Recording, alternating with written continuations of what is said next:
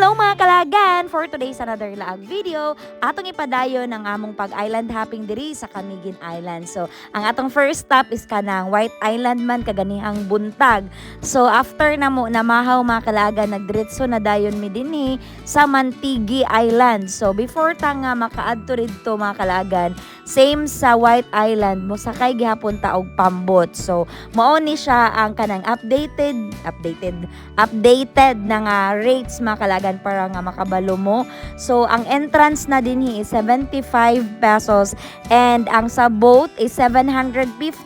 That's good for 6 packs na siya mga kalagan ha. So, and sa 750 nga mong gibayad mga kalagan, pwede ra mo magstay ana og 3 hours. Kung gusto mo mag-extend mga kalagan, pwede mo magbayad og 100 per hour direct na sa kaning mga operator sa pambot. And as you can see mga kalagan, compared to White Island, diri sa Mantigi, dili kay mo ma-direct sa init or madangka kay naamoy kasilungan, kay daghan og kahoy nga nagpalibot ani sa sulod. So, pag abot na mo mga kalagan, welcome dayon mi ni Kuya Ikoy. So, maghatag siya sa meaning sa Mantigi. Stand for men.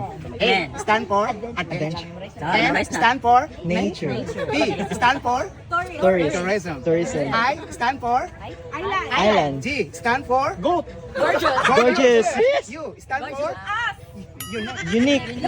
E stand for enjoy yourself. That is the meaning of Mantigi. Come again is come. Yes. But if you walk around in this island, please watch your head and watch me nene.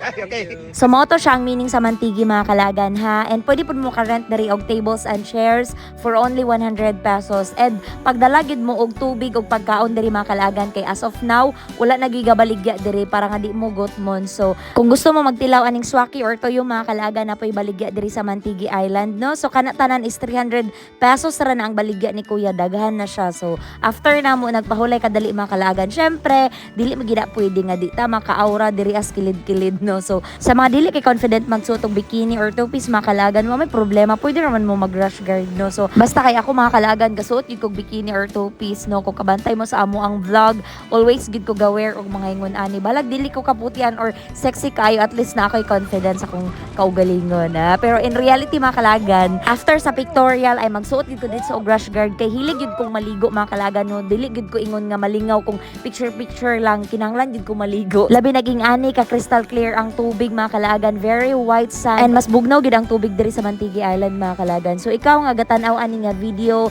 just in case gusto pa mo apas og laag sa huling hirit sa tag-init, sa mga nagbakasyon na, sa mga walay klase. So this is your sign, gamadayon na gid inyong mga plano mga kalagan. Tag your family and friends and share this video to know more beautiful places here in the Philippines. And that's our laag video for today diri sa Mantigi Island. See you sa next day. Laag na!